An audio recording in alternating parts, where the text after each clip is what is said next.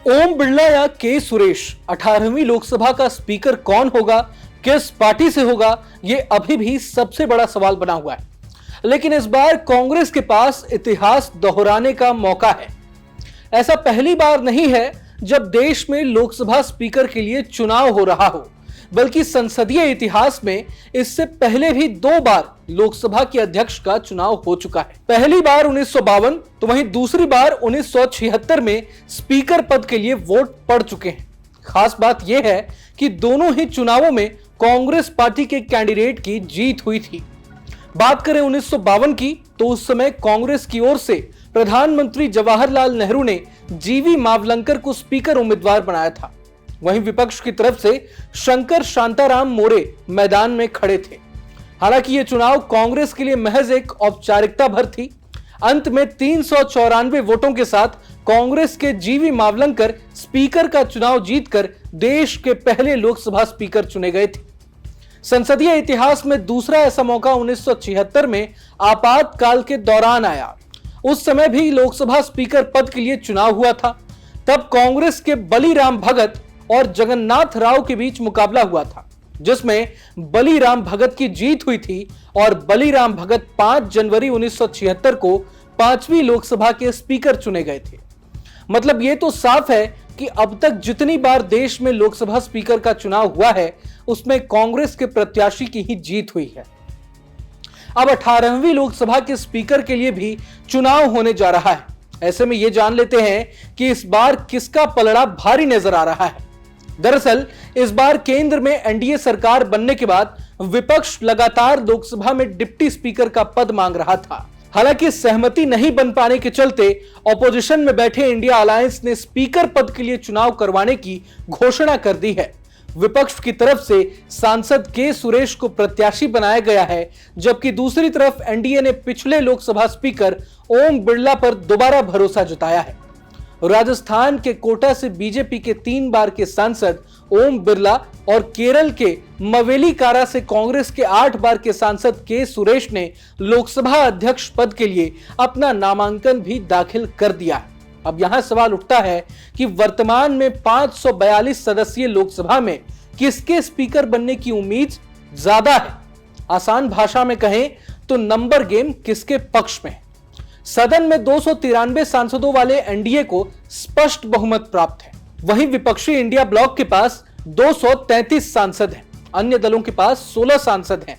इनमें कुछ निर्दलीय भी शामिल हैं। अगर ये 16 सांसद इंडिया ब्लॉक के उम्मीदवार का समर्थन कर भी देते हैं, तब भी उसकी संख्या 249 तक ही पहुंचेगी, जबकि स्पीकर का चुनाव जीतने के लिए 271 का जादुई आंकड़ा पार करना जरूरी है। इंडिया ब्लॉक के लिए स्पीकर पोस्ट हासिल करने की संभावना तब तक नहीं है जब तक कि जेडीयू और टीडीपी जैसी पार्टी इंडिया अलायंस के उम्मीदवार के सुरेश के समर्थन में क्रॉस वोटिंग नहीं करती। लेकिन एनडीए के दोनों बड़े सहयोगी टीडीपी और जेडीयू ने पहले ही ओम बिरला के साथ जाने का फैसला कर लिया है।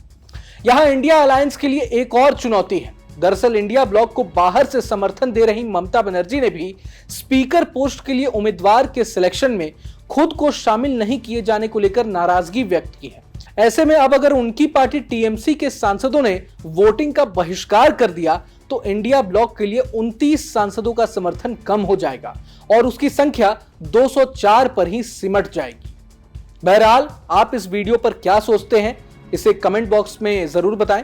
वहीं तमाम बड़ी खबरों के लिए देखते रहें न्यूज नेशन। ओम बिरला या के सुरेश 18वीं लोकसभा का स्पीकर कौन होगा, किस पार्टी से होगा, यह अभी भी सबसे बड़ा सवाल बना हुआ है। लेकिन इस बार कांग्रेस के पास इतिहास दोहराने का मौका है। ऐसा पहली बार नहीं है जब देश में लोकसभा स्पीकर के लिए चुनाव हो रहा हो, बल्कि संसदीय इतिहास में इससे पहले भी 2 बार लोकसभा के अध्यक्ष का चुनाव हो चुका है। पहली बार 1952 तो वहीं दूसरी बार 1976 में स्पीकर पद के लिए वोट पड़ चुके हैं। खास बात यह है कि दोनों ही चुनावों में कांग्रेस पार्टी के कैंडिडेट की जीत हुई थी।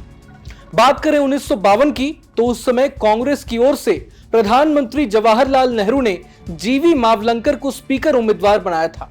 वहीं विपक्ष की तरफ से शंकर शांताराम मोरे मैदान में खड़े थे। हालांकि यह चुनाव कांग्रेस के लिए महज एक औपचारिकता भर थी।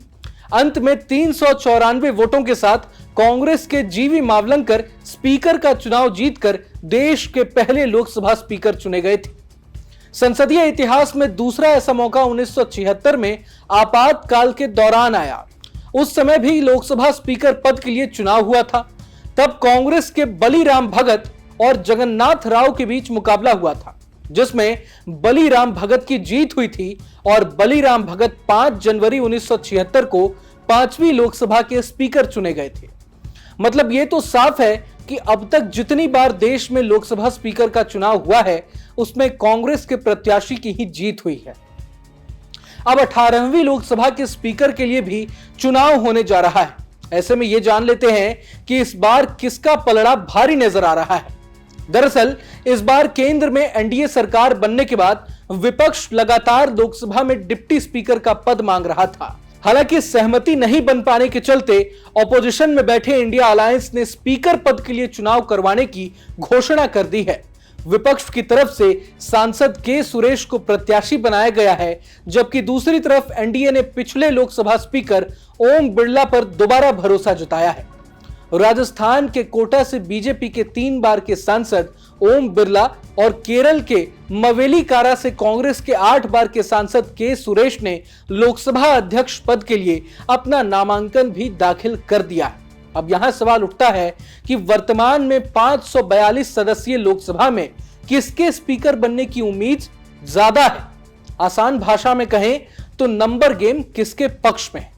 सदन में 293 सांसदों वाले एनडीए को स्पष्ट बहुमत प्राप्त है। वहीं विपक्षी इंडिया ब्लॉक के पास 233 सांसद हैं। अन्य दलों के पास 16 सांसद हैं। इनमें कुछ निर्दलीय भी शामिल हैं। अगर ये 16 सांसद इंडिया ब्लॉक के उम्मीदवार का समर्थन कर भी देते हैं, तब भी उसकी संख्या 249 तक ही पहुंचेगी, जबकि स्पीकर का चुनाव जीतने के लिए 271 का जादुई आंकड़ा पार करना जरूरी है। इंडिया ब्लॉक के लिए स्पीकर पोस्ट हासिल करने की संभावना तब तक नहीं है जब तक कि जेडीयू और टीडीपी जैसी पार्टी इंडिया अलायंस के उम्मीदवार के सुरेश के समर्थन में क्रॉस वोटिंग नहीं करती। लेकिन एनडीए के दोनों बड़े सहयोगी टीडीपी और जेडीयू ने पहले ही ओम बिरला के साथ जाने का फैसला कर लिया है। यहां इंडिया अलायंस के लिए एक और चुनौती है। दरअसल इंडिया ब्लॉक को बाहर से समर्थन दे रही ममता बनर्जी ने भी स्पीकर पोस्ट के लिए उम्मीदवार के सिलेक्शन में खुद को शामिल नहीं किए जाने को लेकर नाराजगी व्यक्त की है। ऐसे में अब अगर उनकी पार्टी टीएमसी के सांसदों ने वोटिंग का बहिष्कार कर दिया तो इंडिया ब्लॉक के लिए 29 सांसदों का समर्थन कम हो जाएगा और उसकी संख्या 204 पर ही सिमट जाएगी। बहरहाल आप इस वीडियो पर क्या सोचते हैं, इसे कमेंट बॉक्स में जरूर बताएं। वहीं तमाम बड़ी खबरों के लिए देखते रहें न्यूज़ नेशन।